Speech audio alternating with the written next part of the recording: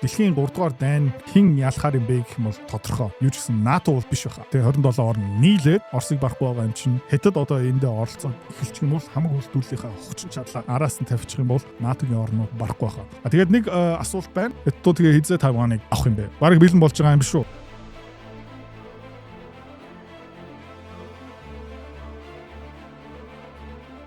За Украинч Зеленский шинэ рекорд тогтоосон. Өнгөрсөн сарын хугацаанд дэлхийд хамгийн их бөмбөгдүүлсэн орн ямар орн юм бэ гэх юм бол Украин. За дахиад нэг рекорд. Өчтөр хамгийн их пуужиндуулсан орн аль орн юм бэ гэх юм бол Украин. За тэгээд Украины хувьд ч гэсэн өөрөө шинэ рекорд тогтоосон. Яагаад вэ гэх юм бол анх удаа ийм олон пуужин Киев хот ба Украин руу хэн илгээсэн бэ гэх юм бол Путин илгээсэн байгаа. За хэдүүлээ ингээ харцгаая. Кластер бомбууд одоо бас илгээгээд эхэлсэн байгаа. Тэгээ өчтөр шүнжэнгөө юу болсон бэ гэх юм бол Киев хот бомбогдуулсан Caliber, Kinjal, тэгээ Grand Drone мон гих мэт чинь ерөөхдөө бүр ярих хэрэггүй. Тэгээ Оросууд одоо юу хийгээд эхэлж байгаа юм бэ гэх юм бол хувийн хөвшиллийг ч гэсэн бомбогдоод эхэлж байгаа. За өмнөх видеон дээр энийг бас тайлбарласан. Яагаад Оросууд одоо хувийн хөвшлийг бомбогдоод эхэлж байгаа юм бэ гэх юм бол Украинчууд өөрөө хувийн хөвшлийг бомбогдоод эхэлсэн. Тэгээ Орос зүгээр хариу барьж байна. Хэдүүлээ хамт харцгаая. Тэгээ өөрийнхөө бас пуужин илгээж байгаа бичлэгээ пропаганда интернетэд ингээ тавьж байгаа та ингээ харж байгаа юм бол Киев хот ерөөхдөө ингээ шатаж байгаа. За тэгээд хамгийн аимшигтай юм юу юм бэ гэх юм бол одоо Украинчуудад өөрийнхөө хамгаалах хэрэгсэл арга агаарын хамгаалтын пуужин ерөөсөө байхгүй. За тэгээд хэдүүлээ ингээ хараад үзэх юм бол энэ дан эхэлснээс хойш Оросууд Украин руу сард хэдэн пуужин илгээж байгаа юм бэ гэх юм бол хэдүүлээ ингээ харцгаая. Энэ жилийн 2 сард ерөөхдөө шинэ рекорд байсан. Саяны 7 сард ерөөхдөө тэр рекордыг эвдлээд 7 сард 126 пуужин илгээсэн байгаа. За пуужингийн тоо нэмэгдэж байгаа. Тэгээ агаарын хамгаалтыг нэвтэрч байгаа пуужингийн тоо одоо юу болсон бэ гэх юм бол 100% болцсон байгаа. Өмнө нь бол зарим пуужиныг ингэ зогсоож чаддаг байсан бол одоо байхгүй. За тэгээд энэ Украины Telegram group дотроос юу яригдж байгаа юм бэ гэвэл те last night the largest attack on Ukrainian businesses since the start of the war took place. Дайгласнаас хойш өчигдөр Оросууд хувийн хөвшлөлөө хамгийн их дайралт хийсэн өдөр. За тэгээд та ингэ харж байгаа юм бол хүнсний үйлдвэрлэл, хүнсний агуулга, тээвэр, логистик, барилгын материал, liquid moly одоо тос нефт зардаг гих мэт шин бүх компаниудыг ерөөхдөө чөлөөтэй бөмбөгдөж байгаа. За тэгээ яагаад Оросууд одоо хувийн хөвшил ард иргэдлөө ингээд дайрч эхэлж байгаа юм бэ гэх юм бол энэ графикаас ерөөхдөө харж болно. Энэ юу юм бэ гэх юм бол Украинчууд тэгээ энэ дан ихснээс хойш бас маш олон Орос хотуудыг ингээд бөмбөгдөж байгаа. Хамгийн түрүүнд юу бөмбөгдөг байсан бэ гэх юм бол нефтний агуулга, нефт боловсруулах үйлдвэр, газын хоолой гих мэдчин одоо гихтээ тэр том үйлдвэрүүдийн эргэн тойр агаарын хамгаалалт дэндүү сайжирсан болохоор тэднийг ерөөхдөө амжилттай бөмбөгдөж чадхааргүй болсон учраас Украинчууд юу шийдсэн бэ гэх юм бол за хамгаалтгүй хувийн хөвшил, бизнесууд, эдийн засаглал нь өөр аргаар дайрья. Тэгэл өчтөр ярьж ирсэн Wildberries компани томоохон логистикийн төвийн баг талын ерөөдөө бодоо олгоцсон байгаа. Тэгээ одоо юу хийж байна гэх юм бол те өөр бизнесүүдийг бас бөмбөгдөж байгаа. Тэгээ Оросууд энэгээр дамжуулаад юу хийж байна гэх юм бол за окей. Та нар манай хувийн хвшлийг бөмбөгдөж байгаа юм бол бид нар ч ихсэн чаднаа. Дижитал ертөнц шинэ эдийн засаг.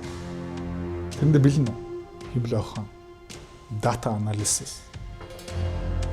Content marketing. Нэг сонсч ирсэн үү? Нэг мөрөөдж ирсэн үү? Өөрийнхөө энийгээрээ дамжуулаад бэлдээд ажлын байраа хамгаалах, орлогоо дэвшүүлэх тийм сонирхолтой хүн байгаа юм бол видеогийн эцэст дахиад болцсон. За тэгээ барууны хэвлэл мэдээлэл бас энийг ерөөхдөө ойлгоод авсан байх шиг байна. A grim turning point has been reached in Russia's war on Ukraine. Ерөөхдөө маш салхи эргэцэн тэгээ нэлээд ширүүн болж байгаа. Тэгээ хэний хувьд ширүүн болж байгаа юм бэ гэх юм бол Украинчуудын хувьд бол ширүүн болж байгаа. Өнгөрсөн 6-7 сард барууны хэвлэл мэдээллийн юу ярьж ирсэн бэ гэх юм бол Украины хувьд бол салхи эргэцэн амжилттай болж байгаа. Оросын эдийн засаг ерөөхдөө зогсох гэж байгаа нефтний хомсдол гих мэтчлэн үнэн болж таарсан. Бид нэр Монголдо бас наадмын амралтаараа энийг бас амссан байгаа. Гэхдээ тэр бол төр зүрийн хугацааных байсан юм шиг байна. Ерөөхдөө нефт газ гэх мэт ч хангамж одоо буцаагаад хэвийн болж эхэлж байгаа. Тэгээд юу хэвийн болохгүй байгаа юм бэ гэх юм бол Украиний агаарын хамгаалтын систем хэвийн болохгүй байгаа. Өчтөр 27 Пуужин Киев хотыг бомбогдсон. Тэгээ аль нэг ч зогсоож чадахгүй байна. Зеленский бас Дональд Трампаас дөнгөж сайхан юу гуйсан юм бэ гэвэл тэ Patriot Pooch 300 ширхэг өгөөч please гэсэн чинь Америкчууд үгүй биднэрт одоо ойролцоогоо 750 ширхэг байгаа. Эднэрийг биднэрт хинч өгөхгүй биднэрт хэрэгтэй. Магадгүй Израильчуудад өгөх магадaltaй. За тэгээ муу мэдээлэл дуусна уу гэх юм бол дуусаагүй. Яагаад вэ гэх юм бол Ким Жонг Ун хойд солонгос энэ дайнд бүр нэгдэж байгаа. Өмнө таад мэдчихсэн юм бол 30-50 мянган цэргийг Оросуудад түрээсэлсэн гэх юм уу да. Нэмээд Японы сум олон саяар ер нь Оросуудад зарсан. Одоо Ким Жонг Ун юу хийж байгаа юм бэ гэх юм бол хойд солонгос юу хийж байгаа юм бэ гэвэл Оросуудад Пуужингийн бригадуудыг түрээслэх арга илгээж байгаа Орос руу. За тэгээ өнгөрсөн 10 жилийн хугацаанд хойд солонгос юу хийсэн бэ гэх юм бол Пуужингийн технологиороо ер нь бол Азад бас тэргүүлж байгаа гэж хэлж болно. Тэгээ цөмийн зэвсэгтэй болсон. Тэгээ сонирхолтой юм юу юм бэ гэх юм бол Америкчууд Япончууд солонгос гэх мэт шиг орнууд хойд солонгос ерөөсө тоглоом хийх болцсон. Яагаад вэ гэх юм бол Ким Жонг Ун маш олон Пуужинтэй бас цөмийн зэвсэгтэй болцсон байгаа. Тэгээ одоо Пуужингийн илүүдэлтэй болцсон учраас энийг бас экспортлж байгаа. Өмнө бас цэргийн илүүдэлтэй байсан Оросуудад түрээсэлсэн. Өмнө бас Японы сумны илүүдэлтэй байсан. Тэрийг Оросуудад бас зарсан. Одоо Пуужин Оросуудад илгээж байгаа. Ер нь бол энэ зурган дээр таад юу харж байгаа юм бэ гэх юм бол хойд солонгос цэрэг аль хэдийнэ байлдаж эхэлсэн байгаа. Тэгээ саяхан бас Путин Ким Жонг Ун ерөөхдөө уулзж байхдаа янз бүрийн гэрээ санамж бичгэн дээр гар хэсэг зурсан тэн дээрээ бас юу дурдсан байх магадaltaй юм бэ гэх юм бол ер нь бол энэ Пуужин нийлүүлэх Пуужингийн технологи. За тэгээ хэдүүлээ хойд солонгосын хідэн хөвчлөлтэй эсвэл бас аимшигтай пропаганда бичлэг харцгаая. За энэ урд тийм явж байгаа юм бэ гэх юм бол илүүдэлжинтэй Ким Жонг Ун хойно бас юу байгаа юм бэ гэх юм бол илүүдэлжинтэй Ким Жонг Уны Пуужин Rocket Man гэд ерөөхдөө Donald Trump энэ үнийг жоохон доромжлоод нээсэн шүү дээ хэдүүлээ харцгаая. За одоо Осло нэг юм цуваа явж явах шиг байна. Эсвэл аль хэдийн очсон.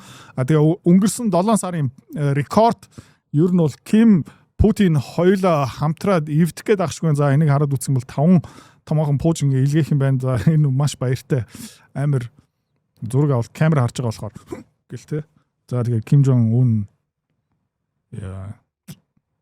За тэгээ сүүлийн үед бас юу болж байгаа юм бэ гэх юм бол хойд солонгосын эдийн засаг ерөнхийдөө бүүн болж байгаа. Юунаас болж байгаа юм бэ гэх юм бол эдийн засгаа чөлөөлсөн юм ерөөсөө байхгүй.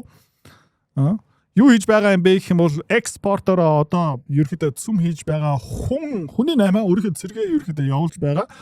Зэвсэг одоо энэ Пуужингийг бас маш ашигтай Оросуудад нийлүүлж байгаа хаа. Тэгээ дөнгөж сайхан бас Хятадууд хойд солонгостой уулзсан, Оросууд хойд солонгостой уулзсан гэх мэтчлэн 10-20 жилийн өмнө ерөнхийдөө Оросууд ба Хятадууд хизээч Ким Жонг Унтэй уулзахааргүй байсан. Америкчууд уурлах байсан. Ер нь бол хойд солонгос юу байсан бэ гэх юм бол нэг persona non grata нэг өвчтэй улс шиг тэндээ ерөөхдөө хэнийг илгээж болохгүй. Одоо юу болсон бэ гэх юм бол тэ Хятадууд тэ Ким Жонг Унийг Ши Жинпинг зүгээр ингээд чөлөөдөө хүлээж авдаг болсон. Чөлөөдөө Путинтэй уулздаг болсон. Одоо тэгээд ер нь бол экспортороо одоо бас Азад зэвсгийн хувьд бол бас бүтээмжтэй хямдхан тэ зэвсэг нийлүүлж байгаа. За тэгээ та харж байгаа бол иймэрхүү экспортороо одоо юу хийх вэ гэвэл Зеленскийг зовоохоор шийдсэн байгаа. За тэгээ хямдхан зэвсэг муу мэдээ Украин НАТОгийн хувьд бол дуусаагүй. За энэ юу байгаа юм бэ гэх юм бол South China Post тэгээ хэдтийн хэвлэл мэдээл юу бичсэн бэ гэх юм бол China's dirt cheap hypersonic missiles could upend global defense markets. За Хятадууд юу үйлдвэрлэх гэж байгаа юм бэ гэвэл hypersonic Пуужин тэ дуу чимээнээс илүү хурдтай нисч чаддаг Пуужин Америк ба НАТОгийн агаарын хамгаалалт ер нь бол зогсоож чадхааргүй Пуужин иймэрхүү төрлийн Пуужин ерөөхдөө амар үнэтэй Америкчууд өөрөө үйлдвэрлэх гэж үзсэн. Өнөөдөр хүртэл ерөөхдөө үйлдвэрлэж чадах байгаа. Нэг хэдэн цөөхөн хэдэн ширхэг үйлдвэрлэж чадсан. Гэхдээ масс харж чадахгүй. Нэмээд ер нь бол бас таад миний контент үзсэн юм бол тэр газрын хавар элемент түүхийд гих мэдчрэн бүгдээрээ байхгүй. Тэгээд Америкчууд өөрөө энийг үйлдвэрлэмээр байгаа юм бол олон сая долларын өртөгтэй гэсэн үг. Тэгээд та санаж байгаа юм бол Patriot 3 Pooch нь өөрөө 3-аас 4 сая долларын өртөгтэй. Тэгээд Хятадууд энэ hypersonic Pooch-ийг ямар үнээр үйлдвэрлэж байгаа юм бэ гэх юм бол энэ YKJ Mint гэсэн загвартай Pooch-ийн өртөг $99,000. $100,000 гэсэн үг. За тэгээд иймэрхүү пуужингийг зогсоохын тулд $100,000 хятадууд те зарцуулж байгаа. Магадгүй $200,000-250,000-оор экспортлож магадгүй. Тэгээд хинт экспортлох магадaltaй юм бэ гэх юм бол Иран, те Орос, удахгүй Беларус руу энийг нийлүүлчих магадaltaй. За тэгээ энэ $100,000-аас $200,000 пуужин зогсоохын тулд НАТО-гийн орнууд юу их ёстой юм бэ гэх юм бол $3 сая шатаах ёстой. За тэгээ хэдхэн сарын дотор ерөөдөө нэг бол мөнгөн дуусчихна. Эсвэл пуужин дуусчихна. Тэгээд та мэдж байгаа дэлхийд хамгийн их юмыг үйлдвэрлэж чаддаг. Ер нь бол энэ түүхий эдэн тэ элбэг байгаа орн ямар орн юм бэ гэх юм бол хятадууд. Тэгээ энэ hypersonic пуужин бараг хөргөгч угаалгын машин шиг үйлдвэрлэж чадах юм бол тэгээд юу харагдаж байна гэх юм бол дэлхийн 3 дугаар дайн хэн ялахаар юм бэ гэх юм бол тодорхой. Юу ч гэсэн НАТО бол биш баха. Тэгээ 27 орн нийлээд Оросыг барахгүй байгаа юм чинь хятад одоо эндээ оролцоод эхэлчих юм бол хамаг үйлдвэрлэлийнхаа хүчин чадлаа араас нь тавьчих юм бол НАТО-гийн орнууд барахгүй баха. Тэгээд нэг асуулт байна. Хятад тэгээ хизээ Тайваныг авах юм бэ? Бараг бэлэн болж байгаа юм биш үү? Дараагийн контент дээрээ эргээд уулзъя. Би одоо 2 жил Way Academy-тэй хамтарч ажиллаж байна. Тэгээ Way Academy таадаг юу заадаг юм бэ гэх юм бол digital marketing, content, data analyst. Тэгээ хамгийн сүүлд юу нэмсэн бэ гэх юм бол хиймэл ой хаан ба хиймэл ой хааны агенттэй хэрхэн ажилладаг юм бэ? Хичээлийн хөтөлбөр байгаа. Тэгээ таадаг хэн заах юм бэ гэх юм бол нэг их сургуулийн багш таадаг заахгүй. Таадаг хэн юм заах юм бэ гэвэл яг тэр мэрэгчл тэр чадвараараа дамжуулаад өөрийнхөө орлогоо олж байгаа хүн. Таадаг чадварыг эзэмшээд авцсан тэргүүрээ дамжуулаад өөрийнхөө бизнесээ явуулж байгаа эсвэл өндөр алтан тушаалтай нэр хүндтэй тиймэрхүү хүмүүсээс таад сурна гэсэн. Тэгээ ажлын бус цагаар хагасаа бүтэн сайн. Та одоо хийж байгаа ажлаа өргөжлүүл. Бусад цагаараа чадваруудаа дээшлүүл. Орлогоо дараагийн түвшинд хүрэг, шинэ ажлын байртаа бол шинэ эдийн засаг ертөнцид бэлэн байгаа. Way Academy цэг маань дэлгэрүү мэдээл дээр доор байгаа шүү. Тэгээд таад амжилт хүсье. Тэгээд нэг юм таад өсгүй. Орлогоо дээшлүүлээд хөрөнгө олт хийгээрэй. За